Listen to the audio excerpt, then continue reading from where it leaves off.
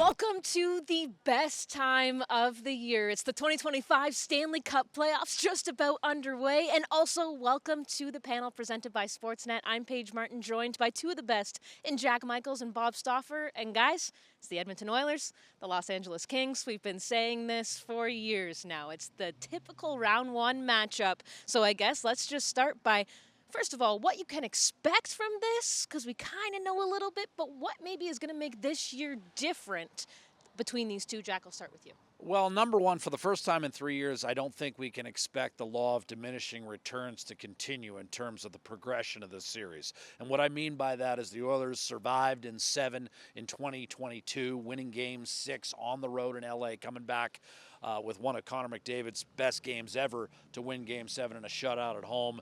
Then a 6-game series in 2023 where the Oilers were down 2-1 and 3-0 in Game 4, were rescued by a combination of Jack Campbell and Zach Hyman and ended up winning that series in 6. And last year, probably the most lopsided series. Even going in, I felt like the belief on both sides was quite strong and was reflected in the outcome of the series, a 5-game series where LA was able to squeeze out one overtime verdict. I don't see a 4-game sweep for Edmonton at all in this series, and I don't see a 4-game sweep for LA. I think we'll have a longer series this time around.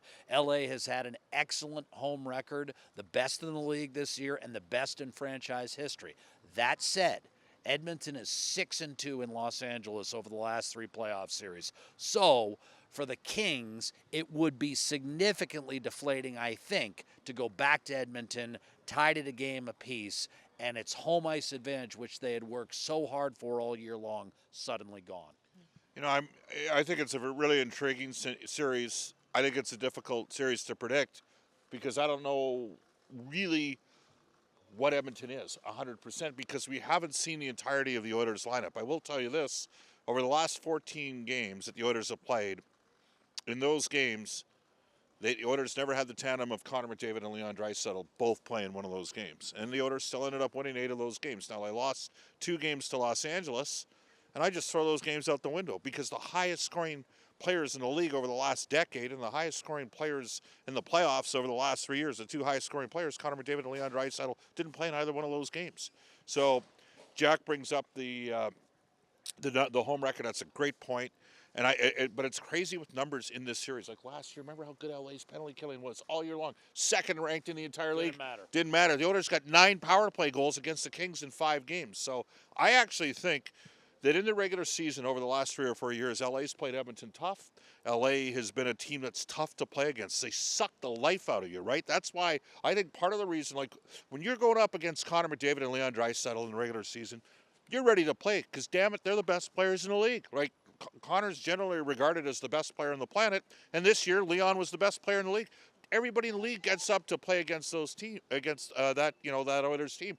Conversely, LA sits there and they play that suck your life right out of your energy style of game. It's hard to play against, and I think it works perfectly to their advantage during the course of the regular season, especially at home.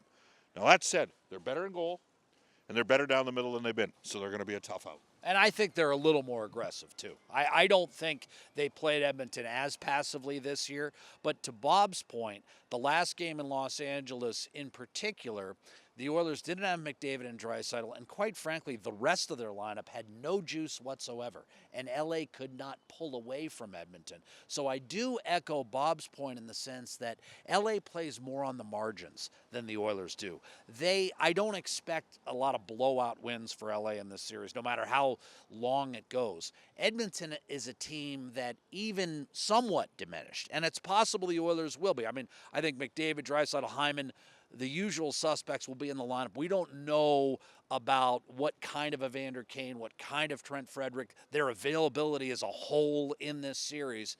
Whether or not Edmonton's a juggernaut, they still have the juice to put you away early. They have an explosive comeback ability, as we saw in that aforementioned 2023 series. But I will say this, LA's a little bit more aggressive, and part of it is the progression of some of their younger players. Yeah. Bob has had his eye on Quentin Byfield for a long time. Warren Fogle has helped their depth scoring. Kevin Fiala's had a career year. Adrian Kempe is one of the most underrated players in the league. I mean, the guy's averaging averaged 35 goals a year for 4 years now. Let's not forget about Anze Kopitar, who can still bring it, has veteran guile. Drew Doughty, same thing. Those aren't the players they once were, but they are still good players. And combined with the influx of youth, and Bob makes a great point about Darcy Kuemper, you could arguably say that outside of Connor Hellebuck, no one's had a better season than Darcy Kuemper. And that was always an advantage for Edmonton in the prior 3 series. I don't think you can say advantage goaltending Edmonton at all. Well, no, there's some question marks there, though I do like Stuart Skinner's last 2 starts. You know what's interesting, Jack, is in the 3 previous series, the Oilers came home hard down the stretch in the regular season. Yes. You look at it, and Edmonton went 49, 50, 49, and then this year 48 wins. But the Oilers didn't have a lot of their guys going in the final 15 games. 14, 13, and 1 over their last 28, despite all the injuries. All the injuries that they had. And so it's a little bit different in that regard. I'm not 100% sure really what the Oilers have. I know this. No matter what, I expect Draisaitl, Hyman, and Wallman, who did not play Thursday night or Wednesday night in San Jose, I expect those guys back to play. And I just know how good, like when you look at what Edmonton's done, the power play has been 45% in the last 3 years in the playoffs. Connor McDavid has 36 points in 18 games against LA in the last 3 years. Leon Draisaitl has 17 goals and 30 points against the Kings in those games. Evan Bouchard has 24 points in the 18 playoff games against LA. And a lot of that's just, they can't stop the Oilers' #1 power play. Hyman had 7 goals in the series last year, and it was a 5-game series. And don't forget 22 series, Evander Kane. Now, at some point, Trent Frederick and Evander Kane are going to play in this series. I don't know which game it's going to be in. I don't know. I can't tell you that 100%. And we also don't know what kind of speed they're going to be up to. They're horses. They're going to take a while to get the engine going. But they change the dynamic because they're bigger bodies. But there's also an opportunity. You know, Jack and me did a game the other night against LA together. We don't get a chance to work a lot together anymore. Congratulations, by the way, calling Sportsnet's games for the round 1 of the playoffs. But we talked a bit about Jeff Skinner. Victor Arvidsson would be the first to tell you he's had a tough campaign. A little bit better of late. Jeff Skinner, I think we can agree, was much better from January 1st on. But those guys, it's playoff time now. They have a chance. A lot of people had expectations that, you know, Jeff Skinner, 6-time 30-goal scorer. He scored 25, 30 goals. He ended up having a decent close. Well, it's playoffs. He's finally getting his first chance to play. Let's see what he's got, right? And Adam Henrique is on that list, too. He came to the wire like a thoroughbred, too, 11 points in his last 13 games. Bob's talking about 3 veteran players who have a chance to really make an impact. To jumpstart things as well. So we have this unpredictability specifically with Frederick and Kane, a little bit banged up on the back end to start. Man, that Wallman trade, because I think Jake's going to play the first game. That Wallman trade is going to be really important now, especially given that Ekholm's officially ruled out, according to Chris Knobloch, for round 1. So the Oilers, if they had everybody, they'd have a hell of a team. They still got a really good team, and they've proven they know how to win in the playoffs. And people, wow, I haven't won the Stanley Cup stopper. They went to the 7th game of the Stanley Cup final. They've rallied from deficits in multiple series. So I'm going to, again, I know LA's, hey, they finished higher this year. They're going to be a marginal favorite, I think, for some in the series. But the Oilers are right there, and this team has got lots of experience. It's the most experienced team in the NHL. 2 follow-ups on that. Bob brings up one on the back end. We're not done with questions on the back end. I think the fact that Wallman didn't play game 82, coupled with the fact that Cam Dineen got 23 minutes in the regular season finale, offers me at least a hint that he may appear in the lineup at some point in this series. And that's not necessarily a bad thing, because in the games that Cam Dineen has played, his first game for the Oilers and his first game in the NHL in several seasons, he ends up playing in overtime in a win over Montreal. So he's shown he can handle minutes and clutch minutes.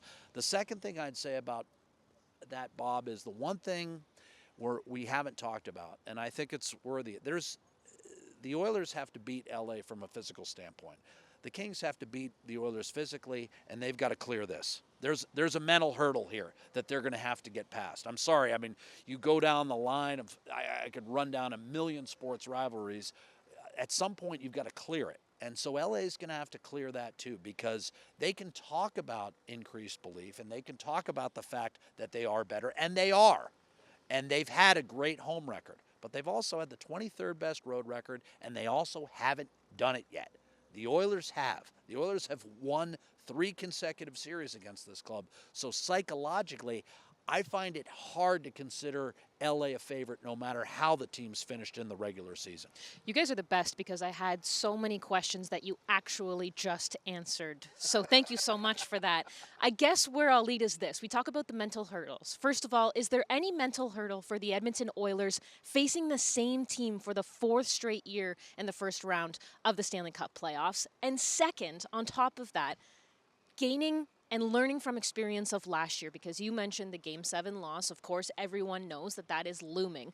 But is there an opportunity to be able to build on that experience, use it to your benefit? How do they do that? All right, I'll start. I think, first of all, the Oilers players have a healthy amount of respect for LA, okay? And they recognize that the Kings have a good team.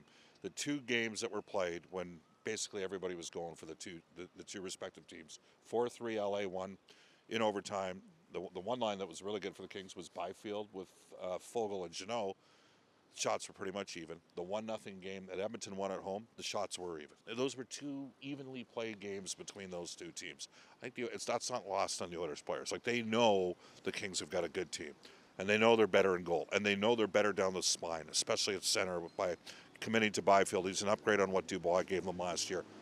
But the Oilers know that they've learned how to win. That's why it took them 7 the first year, Jack, against LA. Remember, LA didn't have Doughty or Arvidsson in that series. The Oilers didn't know how to win yet, and they learned how to win during the course of that series, and they've won, 6 playoff series since over the last 3 years. That was their hurdle because they had lost to Winnipeg, right. Lost to Chicago, series where they had been favored. Yeah, so I would say that about the matchup. And then in terms of going to the 7th game of the Stanley Cup final, I've wondered all year about this team. Do they have another step come playoff time? Because they've basically been waiting for playoff time. Slow to start the regular season, slow out of the Christmas break, slow out of the Four Nations break, because they know really what's at stake come playoff time. Is that where we're going to see the elevation in their game? And I have a feeling that that's why I'm wondering a bit about some of the support players, like a Skinner and an Arvidsson, and Jack mentions Henrique, because I think all those guys are veterans looking for the opportunity, chomping at the bit. So I do think that's a valid point. Well, and I go back to a little bit of I go back to the team that beat Edmonton a little bit, the Florida Panthers. Paul Maurice made a great point in his first year with the Panthers. He did a great job of taking a President's Trophy team down 25 points to a team that squeaked into the playoffs and then went to the Stanley Cup final.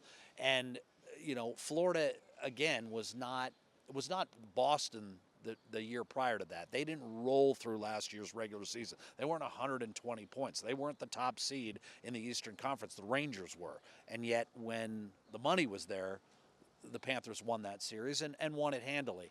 I wonder whether Bob's onto something here, because I feel like Edmonton's been treading water. As much as they might talk about how this game is big or this stretch is big or we have to prove ourselves here, ultimately, I'm not sure, especially with the oldest team in the league and especially with a team that's had that experience of going to Game 7 of the Stanley Cup Final, how much importance they placed on any stretch of the regular season. And I don't mean that to be dismissive of what the regular season means. I'm not trying to take away from the fact that LA finished ahead of Edmonton. They've earned home ice advantage. But I will say this, I don't feel the Oilers are all the way interested in every single section of the regular season anymore. They once were, but they're not now. Mm-hmm. That's just the cold reality. They're just at a different place. They are, and I think psychologically, I find it hard to think that they're going to get tired of beating LA, and it's hard to beat the same team 3 and 4 times in a row. The Oilers did it fairly well from 1990 through 1992, as I remember. Yes, and I'll just throw one more thing. Just on the goaltending, I think Stuart Skinner got a chance to recharge his batteries. Similar to McDavid. Yeah, and because Connor's come back, he's played the 4 games. McDavid's got 10 points and gone +9 of those 4 games, and the Oilers are 4-0. And Skinner, Stuart's come back in, and now the Oilers limited the shots against both Winnipeg and San Jose. But he was really good early against Winnipeg and really good early against San Jose, and it helped settle his team down. And that's. Stewart's got a lot of runway here. He's still only 26 years of age, and Pickett's done a great job as a support goaltender.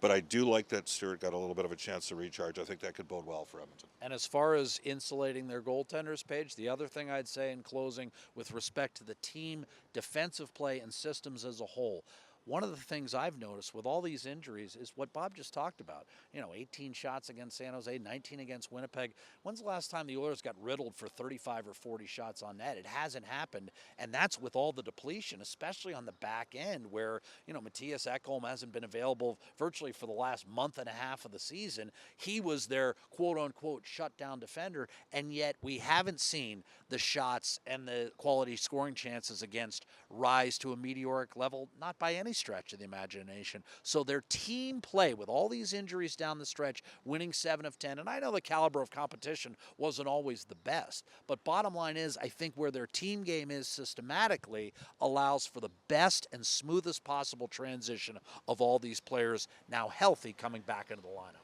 I think it's safe to say that we know two things for sure. Number one, we are in for a heck of a playoff series starting off round one. And number two, that these guys are ready to bring it. And you're ready for this. Apologies in advance for that 48-minute panel. Hey, we love that you guys bring it. So thank you for being here. We appreciate you both. Oil Country, we hope that you are ready for this one. We hope that you're fired up. We can't wait. It all starts Monday in LA. We'll see you there.